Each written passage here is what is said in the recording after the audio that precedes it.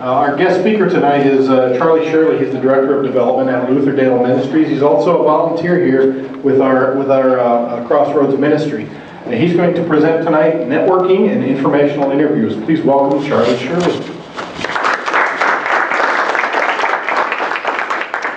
I subtitled my talk, How I Found 83% of My Jobs, because I kind of went through in the last couple weeks as I was preparing this and kind of looked through job by job and how did I get that job. And I want to talk specifically about, some of the steps I want to get real specific about what I was doing in these informational interviews. I have talked to a lot of people, especially in the last couple of years. They get referrals to me. Some have come from Tom, my involvement with Crossroads, others through my wife, and some people I know. And I'll meet with these people and they'll say, I'm looking for a job. Well, tell me about what you're doing. Well, the comment I get often is, oh, I'm doing a whole lot. I've got my resume posted on 4 or 5 different websites. Okay? Or they'll say, well, I've mailed out my resume to about 100 companies that I answered some want ads. Okay? Or they'll say, well, I've actually gone up to some companies that I thought I'd want to work for and just applied in person. Did they have a job opening? No, but I applied for one there anyway. Okay. Then one person I met with, I started to suggest about networking. Her response was, I don't have time for networking. I need to find a job now. And it's like, that's where we're going. It's how it's worked for me. And if you follow this formula but make it your own, you've got to individualize it, what works for you. I think you can find a pretty good opportunity. You'll learn a lot about yourself and you'll find some opportunities. So those people who were telling me what they were doing for a job, they're still waiting for the phone to ring. They're waiting. They're sitting there passively waiting. Why doesn't anybody call me? I've sent out my resume to 100 companies, or I've done all these things. Well, my thought, I attempted a graphic. Ooh, that's right. A job search should be both dynamic and personal. And what I mean by dynamic is you're actively making phone calls, you're seeking to meet with other people regarding your job search or your job change. And what I mean by personal is you're interacting with people that referrals from those people, and begin to build an informal team of people who you've met with personally and who know who you are. So I was talking about the 30-second elevator speech. I don't know that I've really given that too many times. I've had one, and it's good. Mine's sort of like a 30-minute elevator speech. And that I take advantage of meeting with people individually, one-on-one, sitting down, and I'm going to walk through, as I said, what I do in setting those interviews up and how I treat them, and then what the result is and how I work through it. And as I begin to build this team of people who are out there looking for a job for Charley Shirley. So I talked about passive search methods. These are like the internet job boards, printed media ads. If anybody still is using the Dead Tree Media, the newspaper ads. Do they still have printed newspaper ads? I haven't really looked, but they do. Bulletin board job postings. There's a bulletin board and they've actually got jobs posted there. Those are all good ways. People find jobs that way.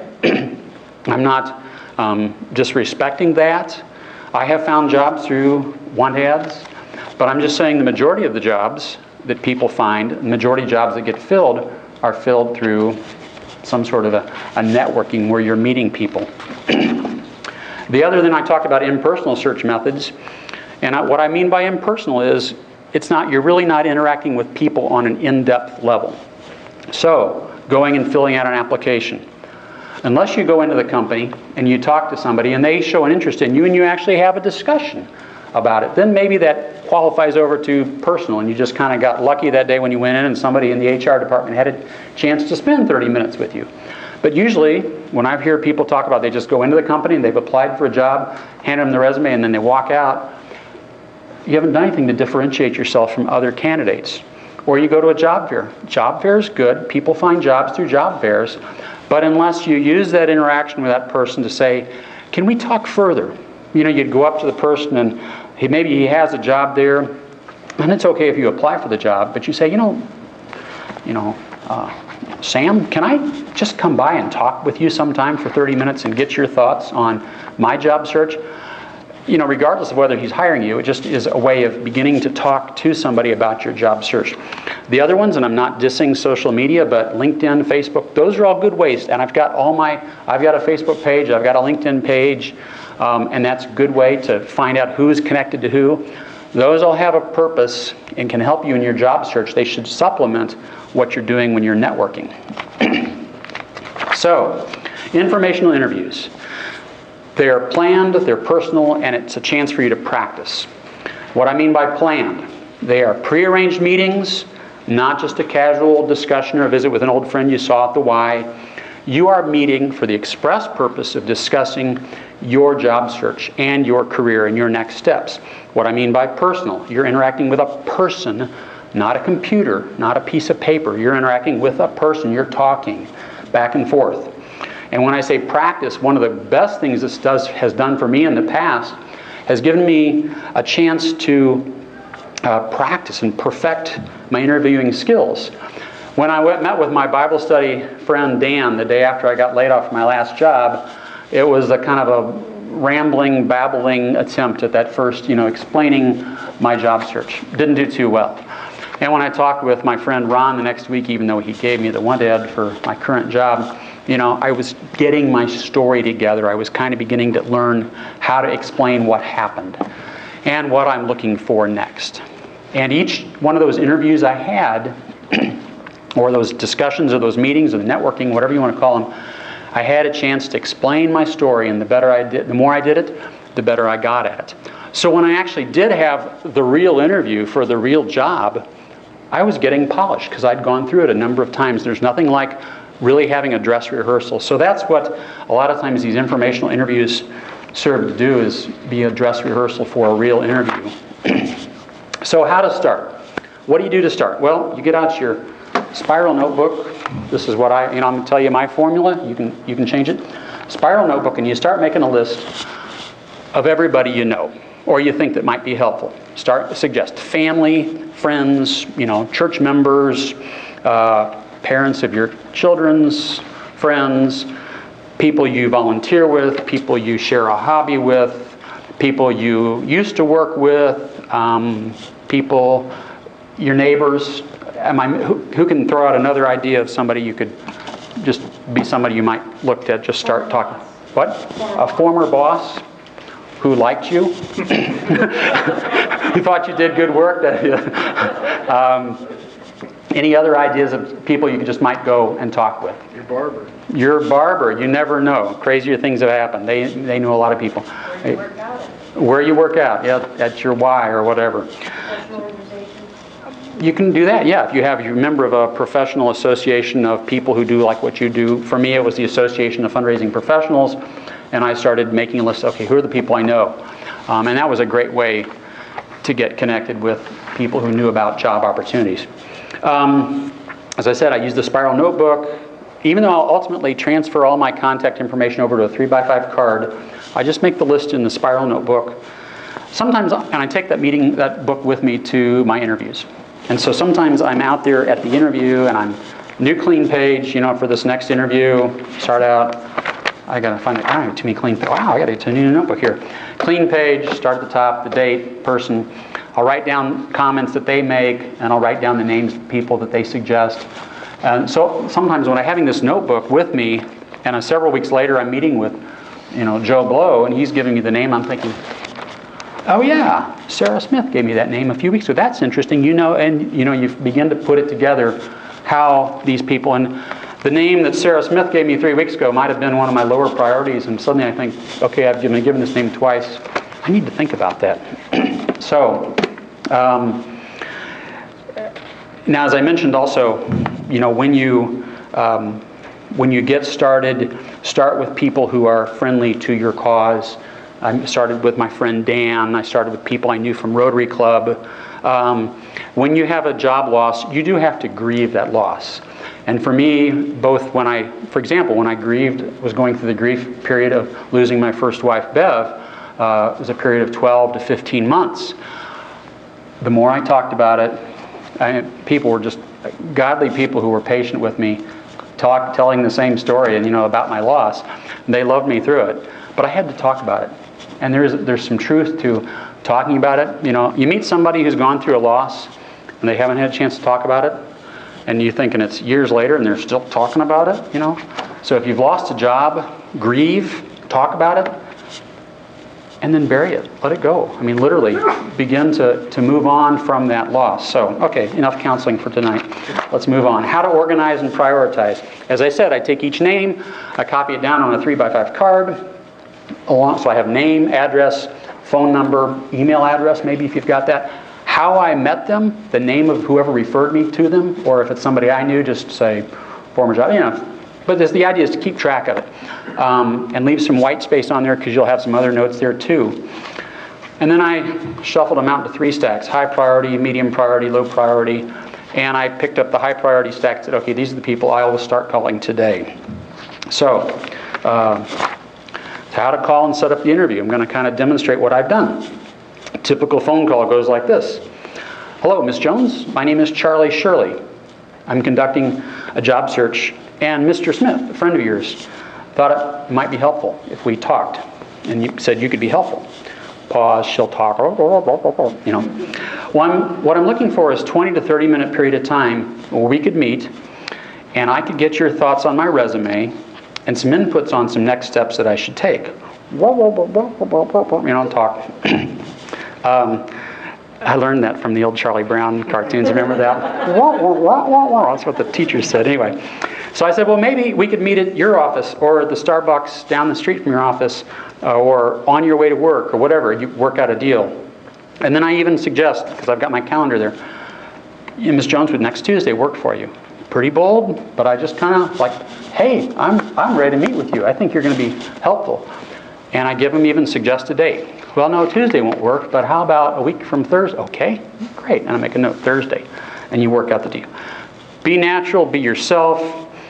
I would write out a script ahead of time if you're not comfortable with it, but then once you've, and make it your own words.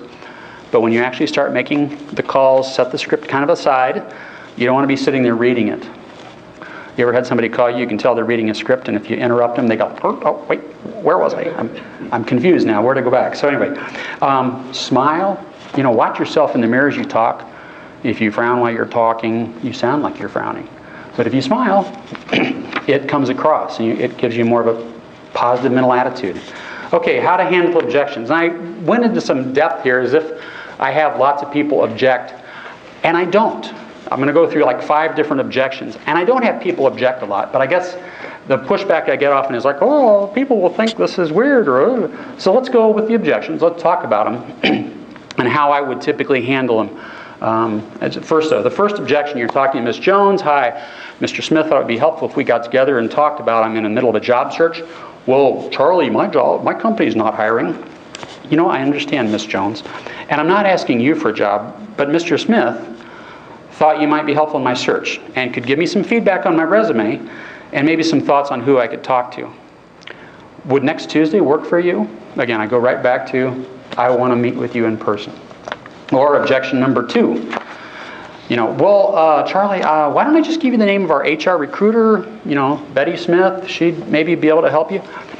You know, that Betty's name would be really helpful, but Ms. Jones, Mr. Smith, that's our mutual friend. I don't mind using his name as long as I'm assuming they have a good relationship.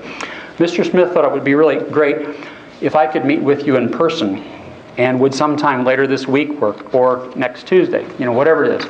Just address it, and you got to know if they throw up a roadblock, and they might, but like I said, most people don't, but I'm just preparing you. How to handle objections, number 3. Well, gosh, I'm really too busy this week. I was a busy schedule, and blah, blah, blah, blah. Excuse me. You know, I understand that you're busy this week. Well, would next week be better? To save time, I'd even like to come by your office. And we can just keep this to a 20-minute meeting, if you'd prefer. And Mr. Smith thought it would be good if I could meet with you in person. I'm back to that same old thing. In all my years of doing this, the 20 minutes. I mean, I'm honest up front. I said it'd be great if we could spend 45 minutes to an hour, but if time's problem, you know, 20 to 30 minutes would be great. Most of the times that they give me, say, yeah, I can meet with you, and they'll schedule me for 30 minutes or 45 minutes, they're glad to take longer. And that's because you're asking them for help. People love to be helpful. People love to share what they know. You know, I've never met anybody who didn't like to talk about themselves. So anyway, back to the objection, I'm really too busy. Well, how about next week? Well, gosh, that's really, not going to be good. And then you want to say, well, maybe a couple weeks from now. If they reject that, then you got to use your intuition of whether you just move on and say, okay, can I call you back in a couple weeks and see if maybe something will work out? That'd be a good idea. And I think, again, I might have 1 or 2 people in each job search that'll say something like that, but I just move on, Be persistent, don't be a pest. You might ask them, was there anyone you can think of that perhaps from your company who might have time to talk with me, or can you think of somebody? So you go ahead and jump to that last part of a referral. Your goal as you meet with each person is to get 4 or 5 or 6 names of people that they know who you could talk to. You're going to expand, broaden your pool of people who know about you looking for a job. The first day after I lost my job, my buddy Dan knew I needed a job. By the next day I was at Rotary and I talked to some people. There were like 5 people that knew I was looking for work. By the next week though, I really had sit-down conversations with a few more. So by a week from Friday, I try to have 2 interviews a day. My goal was to meet 2 times a day, and that kept me busy. It kept me from, sitting at home, and that was just my goal. Sometimes I'd have 3, sometimes I'd have 1, and I wouldn't quit calling in the afternoon until I had 3 days out scheduled.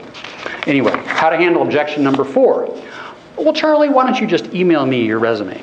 Well, I'd prefer not to email out my resume. I'm trying to get face-to-face feedback on it, and there's some things I'd like to explain.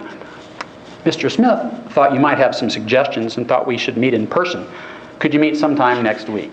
Come back to that. You just drive back to, I'd like to meet with you in person. How to handle objection. Number 5. Well, Charlie, the person you really ought to talk to is my buddy Joe Blow. Wow, that's great. Let me get Joe's name. You write down Joe Blow's name, and then it came from Ms. Jones. Do you have his phone number? That's good. Hey, thank you. That's a helpful name. But still, Mr. Smith thought it would be helpful if I met with you. Is there sometime next week that we could meet? So you come back to that same thing of you want to meet with them in person. Okay, what if they didn't answer? Number 5. Your call is important to us, just not as important as whatever else we're doing. That's what you'd love. I hate voicemail. Anyway, if they don't answer, what do? You don't just hang up. Leave a brief message. You'll stutter through the first couple of them. You leave. Hi, Ms. Jones, this is Charlie Shirley. Mr. Smith suggested that I give you a call, that you might be helpful and be able to help me with a job search that I'm going through. My number is 262-555-5555. Again, my name is Charlie Shirley, and the number is 262-555-5555. Thanks so much. I look forward to hearing back from you. Now, I say here, speak slowly, because I'm reading it. I'm not speaking as slowly as I normally would. I really slow down when I say my name. Charlie Shirley is kind of a mouthful. They go, what did he say? And if you say it fast. If you've got a complicated last name that perhaps connotes that you have a Polish heritage, spell it out. How is that name spelled?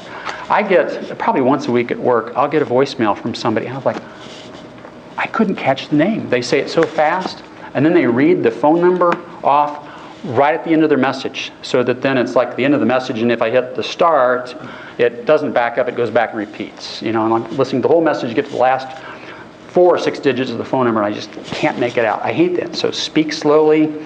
So call them back later the same day if you called in the morning. Don't leave a message again. Don't be a pest.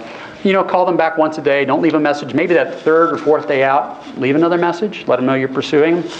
And if they don't call back, then put that in your B priority stack and go on with another one. So you're scheduling the interview.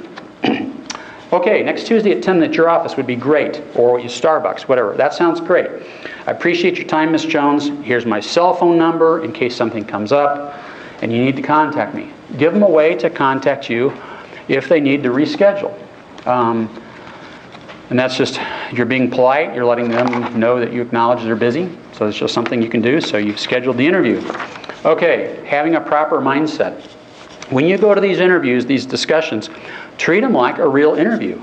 When Ms. Jones meets you, you're at Starbucks, she's going to subconsciously be evaluating whether you'd be a good employee at her company.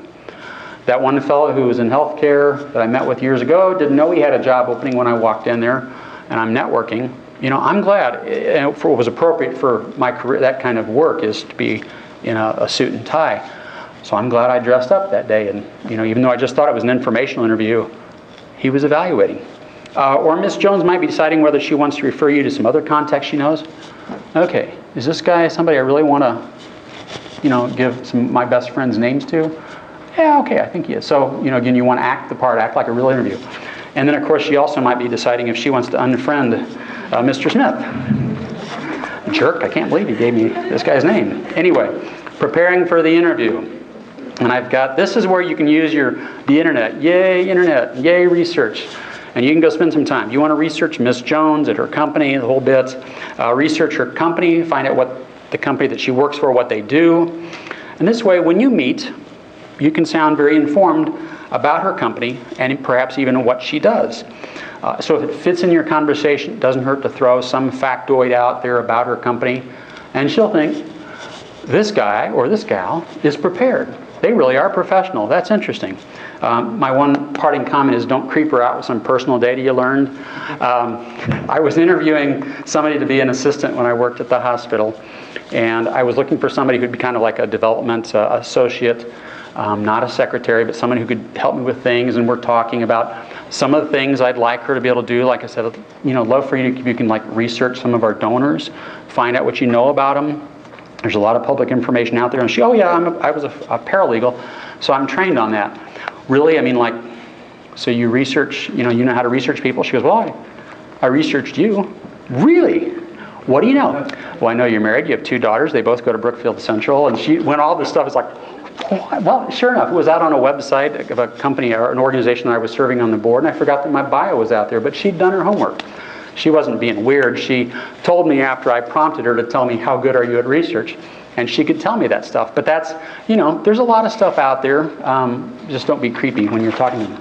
Preparing for the interview, number 3, getting directions to her office, so important. Whenever I'm going anywhere and my job involves me going out to a meeting with a lot of donors, I'll get the printed set of directions, and I have my Garmin. So you can use both. Rarely do they tie. Have you ever noticed that? Google Maps and your Garmin or whatever it is you use, Magellan, they never tell you to get there the same way. It's kind of frustrating. But have directions. Google Maps is even cool because you can, if it's a normal street, you can even go down to street level and scan and look and say, oh, there's the building. I got it in my mind. I know where I'm going. I know what it looks like. You're prepared. If you're really, you have the time, drive by the day before just so you know how long it's going to take. Even with an informational interview, even with one of these kind of interviews, because you don't want to be late. So, how to prepare for the interview, number 4, dress appropriately. Here are the folks from the office. Dress what's appropriate for your kind of work. You know, again, the kind of company you're going to.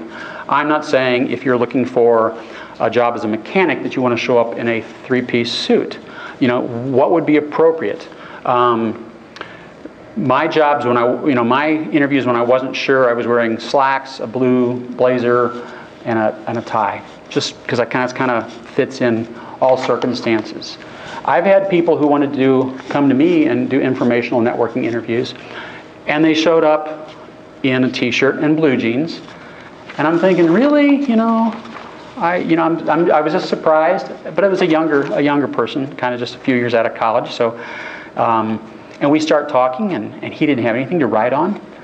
Really? Here, let me give you a piece of paper. So I gave him paper to take some notes, and I've got some contact suggestions. So, I mean, treat it like it was a real interview. And again, my point was, stumbling onto those job openings, you didn't realize it was a job opening until you're into it, you're going, I'm being interviewed for a real job. Oh my gosh, I'm glad I dressed up. I'm glad I wore the right thing. Be proud of your appearance, I guess would be the, dress appropriately for the kind of work that you're going to do. Maybe take it up one notch from that. Just dress appropriately. Be proud of what you're wearing. So, okay, what to bring to the interview. On that 3x5 card that you had, their name, the address, name, phone number, directions, whatever you bring, bring all that with you. Your business cards, if you haven't got any, get some personal business cards. You can get them relatively inexpensively. Copies, I always take 3 copies of my resume, and one of them is for Ms. Jones to look at. One of them's for me to look at. The other one is in case Ms. Jones wants a copy of it. So I do have an extra copy. That's great, because that sometimes happens. Again, I would prefer Ms. Jones give me the name of the person she's going to be giving the resume to, but sometimes they insist, and I've got it there. A list of target, and I always have do what works for you. Don't follow this if it's not you. It's for me, the burgundy little folio here where I can put my resumes in here. That works for me.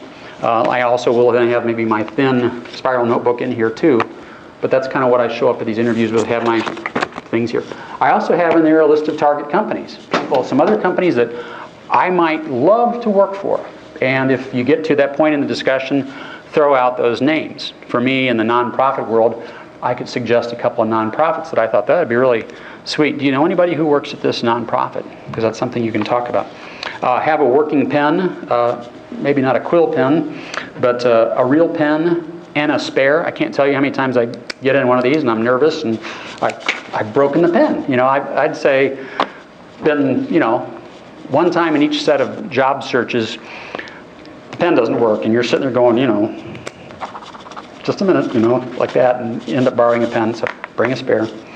Arrive 10 minutes early. Never late. Never, never, never, never late, because you're asking them to help you. You want to be there waiting for them when they walk through the door of Starbucks or at their office. You go to the receptionist. I know I'm early to see Miss Jones, and here's my card, but I'm ready when she is. That's a good thing, not late. And as I said before, treat this just like a real interview. Okay, the interview, real quick. 6 steps: the introductions, summarize the situation, review your resume, solicit suggestions, request referrals, and then bid goodbye. As I mentioned earlier, meetings usually lasted longer than the 20 to 30 minutes, but I always kind of kept 30 minutes on my mind. Introductions, you thank Ms. Jones for her time. You review your referral. How did you meet Mr. Smith, and how do you know Mr. Smith? A whole bit. Pay attention. You learn a lot about the connection between Mr. Smith and Miss Jones, and you might find out some other people there. Won't belabor that, but take a couple minutes to do that. What's normal? Summarize your situation. These are the do's. In the Lucy thing, explain in just a few minutes what has happened. Miss Jones says, "So Charlie, why are you looking for a job? What happened? What are you doing now?" And you make this is a good place for about a 10-second elevator speech. My previous position was eliminated X number of weeks ago due to some cutbacks, and I'm actively looking for new opportunities in whatever field you're going into, in nonprofit fundraising. But in the meantime, I'm volunteering at my church, about 20 hours a week. Hey, I've moved on. It's you state what's happened. If you're making a change in your career, say, I'm looking to change my career. Here's where I'm going. So just explain it. Don't be weird. Okay, on the next page, summarize the situation, the don'ts. Don't make no bad comments about your former employer. One time I was interviewing somebody for a position, and she came in, and as we talked, and I asked the question, so, why are you leaving your current job or seeking to leave? And she launched into all these things about how bad they were and rotten, and I thought, that was, in my mind, end of the interview. I wouldn't want to hire her, because if she could be that negative about my work. So don't be negative. Even if you're feeling that, that's where you go have these meetings with your friends, get it out, cathartic, release, pop the pimple, whatever you want to call it. Just deal with it, but not in one of these interviews. Don't give any indirect answers or be kind of, suspicious. Just give direct answers. Be honest. Answers or be kind of, suspicious. Just give direct answers. Be honest. No need to apologize for being unemployed or underemployed. No need to belabor the issue. Let's move on. And the fact is, we all change jobs. 2008, Bureau of Labor Statistics said the average tenure in a job is slightly over 4 years. 4 years. So if you work 45 to 50 years in your career, you're going to change jobs 11 to 12 times. I'm at the 9 mark, so I've still got a few to go. And that was a 2008 statistic. I'm guessing the number is lower, the average tenure, because so many people have had to change jobs in the last 3 years. It would be amazing if I'd love to know a statistic on how many people in the last 3 years have changed a job. I think that would be an interesting statistic. So, move on. You're reviewing your resume. You're going to give one copy of your resume to Ms. Jones. You're going to keep a second. You're going to refer to it. You're going to highlight your most recent skills, your accomplishments. I usually start to walk backwards through my resume. Start with my most current position and kind of work backwards. You say, Ms. Jones, I'd like to get your input and some of the suggestions on who else I might be talking to in my job search. You don't want to read your resume word for word. And as I said, spend less time on the older jobs. They're there if you ask questions. If you're thinking about a career change, this is a good time to ask them, what skills do you think I've got here that might translate and transfer into this new career I'm thinking about? Be prepared with some SOAR statements. That is, an abbreviation for situation was, that I encountered, the obstacles that I have faced were, the actions I took were, and the results were. It's a way of stating, here's something you've done. It's a way to word your resume. I don't want to go into that now because we're not talking about writing a resume. But have some of those SOAR statements ready, just in your mind, and make sure you put, like 2 or 3 of your best ones on your resume. Ask Ms. Jones for help. Hey, well, how do you think is the best way to word my accomplishments? Do you think this best expresses it? Because you're going to talk a little bit what you've been doing. Solicit suggestions. You can say, Ms. Jones, does my resume make sense to you? Are there better ways to word some part of it? You have any thoughts on my career path? People want to be helpful. I said this before. They like to share their knowledge with others, so don't be afraid to ask them and listen. And if they start telling you stuff, take notes. So solicit suggestions on the next page. If there's specific companies you can think of that use people with your skills, ask her that. Do you know of any companies that have my skills? I'm in nonprofit fundraising. Can you think of any nonprofits that are, hire fundraisers? Not that I'm going to find a job there, but I'm going to find people there that know people. Other companies that might be looking for a job. And again, have your list of target companies. Then stop. Anytime Ms. Jones asks questions, or if she starts glancing at her watch, doing the body language like, it's really time, stop. Say, it's like, do you have time, or do I need to wrap this up, or do you have a question? Just saying, pay attention to body language. Okay, requesting referrals. So you have your pen in hand. I have my spiral notebook out, and I've gotten to that point at the end, and I have this blank page in my notebook for my discussion with Ms. Jones. So, Ms. Jones, can you think of 3 to 4 people that I could meet with who would be helpful in my job search? And then I say on the next page, put it in pause and just wait. Sometimes it's uncomfortable. They usually think of a couple names. Sometimes they have a bunch. Sometimes they have to go back to their office and look at them. The advantage of meeting in their office is they usually have their, I don't think anybody uses Rolodex, but however they keep all their contacts, they can go and say, oh, you can try this person or that person. But pause, let them answer. Don't make an excuse for them. There have been a couple times in each round of interviewing, or when I'm looking for a job, that I'll meet somebody that's like, I got nobody to suggest. Really? And no, really can't think of anybody. Okay. But that happens maybe one time out of a gazillion, so don't worry about it. Try to get the names and phone numbers if they've got them. Most people with a smartphone or something have the contact name. Email address is okay, but that's not your preference. You don't want to, that's not personal when you're going out there. Anything else you can find out about the referral. And then end on time. Like I'm trying to keep my eye on the watch. I want to end on time. Prepare to stop the interview when you said you would. When I had that one person, I said I got to the 20 minutes and I could tell body language was saying, your 20 minutes is up. And I said, I want to wrap this up. And that person was glad, said, yep, 20 minutes, that's all I've got. Okay, you finish and you're out of there. So usually you've got about 30 minutes. I've had them go as long as maybe an hour and 10 minutes. But you're asking them for help, so you got to respect it. So as you're leaving, request one of her business cards. Give her one of yours. If you hadn't already made that exchange, do that. So you've got that. A lot of times I take that business card and I stick it on, staple it, or tape it onto the back of that 3x5 card I've got. So I've got that information. Just make sure I had it printed right. And then the follow-up. This is really key.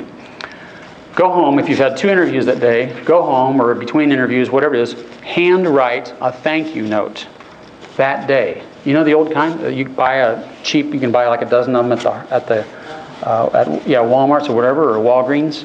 Buy some, use them, handwrite a note. It can say this. You can use this if you want. Dear Ms. Jones, just insert the right name there. Thank you for your time today. It was good to meet with you, and your suggestions on my job search were really helpful. I'll keep you posted on my progress. Only say that if you're going to keep them posted. Don't promise to keep them posted if you're not. And then just say, sincerely, Charlie. Hand address the outside, live first-class stamp, drop it in the mail. The old-fashioned snail mail is a great way to say thank you and to remind them that you're seeking a new career. Let's think about this. On day 1, you called them, and hopefully you made a first good impression on them when you set up the interview. So let's say 3 or 4 days go by, it's day 4, you meet in person, and you're now creating a second good impression because you've kept it to your time, you've said this is how long it's going to be, this is what I want to know, you've made a good impression. You go home, write that thank you note, you mail it that day or the next. Along about day 6 or day 7, they get your note. Wow. And that's another good impression. I remember talking to my interviews at the YMCA. Sometimes I'd go down there and they'd have me with 3 or 4 people. I'd grab the business card, go home and write. And there you got to kind of change the note because you're writing to 3 or 4 people at the same company, so you can't say the same thing. So you change it up a little bit. But I sent them off, and then they all got cards. And I remember hearing about it later. You were the only one who wrote a thank you card. That was really good. It helps you stand out. And it's really easy to do. You got to get in that mindset. Follow-up. Mail the note, as I said, the next day at the latest. Note on that 3x5 card that you sent Miss Jones a thank you. I hate that later. I'm like going, hey, did I send? Because you'll send out 2 or 3 of them. And you got, did I send them a thank you note? You don't want to send a second thank you note because that really looks disorganized, and you don't want to not send them a thank you note at all. So write it down the day you wrote the thank you note, like thank you note, July 21st. If Miss Jones asked you to call, be sure to call her back in 2 or 3 days or the next day, whenever. Get those names that she promised you, get those addresses or the phone numbers, whatever. Again, you're getting more contacts. You have a list now from Miss Jones. I'm back to how to organize and prioritize. Same thing as before. You're going to do the same deal, transfer the names from your spiral notebook onto a 3x5 card, separate the names out into high prospects, medium, and low. And usually I can even, when I'm talking to Miss Jones, well, who of these people do you think, if she gives me a lot of people, who do you think would be the best person to contact first? I ask her to prioritize them for me. And then I go with it. If she gives me a name that I've already heard about, maybe I really do need to talk to this person. So that's the way to do it. You start the process over and you do it. So, good reasons to conduct informational interviews. I just gave you a few of them. Moral support, rehearsal, career advance, career advice, any others you guys can think of, reasons why you should do informational interviews.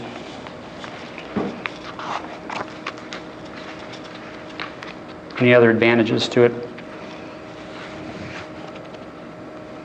Well, if you're doing a new career, it gives you information to help you figure out what you want to do or if you want to do it. Yep, and that helped me back 13 years ago or so when I was moving from being on the finance side of nonprofit to the fundraising side, getting input on how do you do that? Good. There are a bunch of different reasons, but this has been one of the most effective way for me in conducting a job search. Okay, setting goals. Set a goal for how many appointments you want to have each day or week. I set a goal of having at least 2 appointments per day, and I always tried to be scheduled out for the next 3 business days. The beauty of this was I'd get to the evening and I'd feel like I could rest. I'd get to the weekend and I could take the weekend off. I didn't have a job. My full-time job was to find a job. And I treated it that way. I tried to, have these meetings. Sitting at home watching reruns of Gilligan's Island can get very boring and depressing. If you don't have anything to do, commit to volunteering at your church or a neighborhood school or some other not-for-profit. Get out of yourself. Don't just stay there, surfing the web trying to find a job. It's probably not going to be there. Get involved in social groups, community groups. Do something where you're helping others. If you are already employed, I guess I would say try to make time for 2 informational interviews a week. But the more appointments you have, the more more people that are looking for a job. more people you know looking for a job for you, the more likely you're going to find about opportunities. So strengthen your efforts through a team of people. And you can just see this keeps building. As you meet with more people, you suddenly get a large team. Every person you meet with strengthens you in your ability. You learn about their work, their companies, their career. You learn about yourself. You know, not every interview is going to be a gold mine. There are a couple of those where you go and it's like, that was a waste of my time. Still wrote them the thank you note, you know. Thank you for your time. It wasn't really helpful, but thank you anyway. No, I didn't. I wrote them a nice thank you note. You know, and there are a few of them, but most of them, people want to be helpful. So, you know, just keep that in mind. So anyway, you end up developing this whole team of people who are out there. And I'm guessing by the last time I'd had my job search, I was looking for work for about 8 weeks. So I was meeting, 10 people a week. You know, I'd probably met with 60 to 80 people at the end of that 2-month period of time. It really wears you out. Meeting with people really is, you know, that's why I say 2 a day. That can be a challenge. And writing them thank you notes, and you're making phone calls. But that's a good way to do it. And like I said, I've been successful in all my job translations, you know, moving from one job to the next. You know, I've been successful in landing the next job. 70% of all jobs are found through networking. That's according to U.S. Bureau of Statistics. Some of the statistics that we have and are quoted, we say Crossroads Career has done some research and says 80% of all jobs are found this way, and that half of all jobs are filled before they're ever advertised. You look back through my career, how many of those jobs were created for me or because they learned about my thing? Well, that would work. You know, it's the sort of thing where they like you, and the way they get to like you is to get to know you. They get to know you by meeting you and talking to you. So we're at time for questions. I don't know if we take questions now or if I should wait till I sit at the table. It's the table later. Any just question you're dying to ask? Yes, I'll pay you $5 later. Thank you. What type of questions do we ask the person in the informational interview? Just anything about the company? About her company? So you're talking to Miss Jones? So Miss Jones, tell me about what's your position again? Write that down. Okay. And what do you do primarily? How long have you been in that position? What other things have you know, how did you get, if you're finding Miss Jones is somebody doing something that you'd like to be doing, ask them their career path. People love to know, like to talk about how they got to where they are now. You know, my career path looks like, you know, it looks like the back of a tapestry, you know, where you go, whoa, the threads are all weird. How'd the CPA MBA guy end up being, you know, a fundraiser, you know? So you ask questions about how they progressed in their career, and people usually like to talk about it. Ask her what companies, you know, what are some companies that you think I should maybe be looking at or talking to? So, good question. Other questions? If not, I'll be here at the table. I'd love to chat with you later. Appreciate your time. Thanks.